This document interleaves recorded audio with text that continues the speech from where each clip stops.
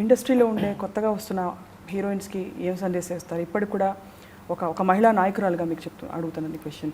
ఇండస్ట్రీలో అమ్మాయిలని జాగ్రత్తగా చూసుకోరు, ఇంకా అమ్మాయిల జీవితాలతో ఆడుకుంటారన్న ఒక అభిప్రాయం అయితే ఇప్పుడు కొంత మారుండొచ్చు, పరిస్థితి బయట ఉంది. ఎంతవరకు మీరు? నేను ఇండస్ట్రీ పెద్దలకి చెప్తుంది ఒకటే, ఏ హీరోయిన్ కన్నా ఆ ఇంపార్టెన్స్ వాళ్ళు జాగ్రత్తగా చూసుకోవాలన్నది నేను చెప్పదలుచుకున్నాను. ఈ ఇండస్ట్రీలో ఉన్న పెద్ద మనుషులకి దయచేసి కళ్ళు తెరవండి, ఇది మంచి పద్ధతి కాదు. హీరోలకే కొమ్ము కాయబాకండి, హీరోయిన్లు కూడా ఇంపార్టెంట్. ఒక సినిమా అనేది హీరోయిన్ లేకుండా మాత్రం 2.5 hours హీరోయిన్ మాత్రం చూడరు. అదే హీరో లేకుండా హీరోయిన్ మాత్రం 2.5 hours కాదు 3 hours కూడా చూస్తారు చక్కగా ఓపిక్గా.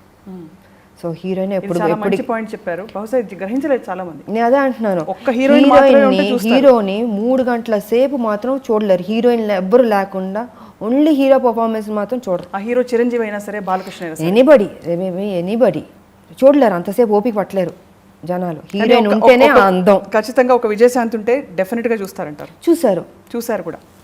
ఏ హీరోలు లేకపోయినా కూడా చూసారు. మరి నా సినిమాని ప్రూవ్ చేసుకున్నాను నేను. అలా ఆడుతున్నాను అనుకుంటే హీరోయిన్ లేకుండా మీరు చేసి చూపించండి, నేను అది కరెక్ట్ అన్నప్పుడు నేను అది కరెక్ట్ అంటాను. నేను రియల్ లైఫ్లో రెండిట్లోనూ స్టార్స్గా ఉన్న వారిని ఎవరన్నా మీరు అనుకున్నారా, ఫలానా వాళ్ళు they are wonderful person to work with అని? కానీ నేను రామారావు గారిని గౌరవిస్తాను.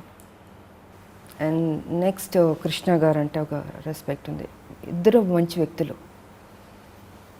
రామారావు గారు ఎదుటి వారికి ఆ రెస్పెక్ట్ ఇవ్వడం కానీ, ఆ గౌరవం కానీ, ఆ డిసిప్లిన్ కానీ ఐ డోంట్ థింక్ అందరు హీరోల్లో ఉందని నేను అనుకోను. మళ్ళీ కృష్ణ గారు, హీరో కృష్ణ గారు, ఆయన కూడా చాలా మర్యాదగా, నా ఫస్ట్ హీరో ఆయన, తెలుగు సినిమా ఫస్ట్ విజయ్ గారు డైరెక్షన్లో కిల్లారి కృష్ణుడు. సో కృష్ణ గారు అంటే కూడా నాకు చాలా రెస్పెక్ట్. ఎప్పుడూ నిర్భయంగా నిర్భీతిగా అన్ని విషయాలు బయటపెట్టే మీరు ఎప్పుడైనా ఎక్కువ కాలం ఏదైనా విషయం దాచిన సందర్భాలు ఉన్నాయా? ప్రస్తుతం ఏమన్నా ఉందా? Anything that you haven't ever shared? నేను ఎప్పుడు ఓపెన్గానే మాట్లాడతాను, చాలా ఫ్రాంక్గా మాట్లాడతాను. నేను ఏది దాచుకోను. ఐ డోంట్ థింక్, లేదనిపిస్తుంది, మరి గుర్తు రావట్లేదు ఇప్పటి వరకు లేదు.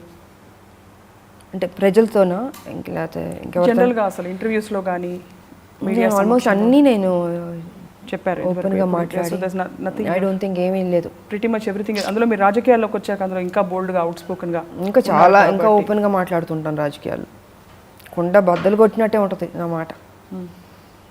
బికాజ్ ఎవరికి భయపడాల్సిన అవసరం నాకు లేదు కాబట్టి. మనకి వీళ్ళతో అవసరం అనుకుంటే డిప్లొమాటిక్గా మాట్లాడతాం. రైట్.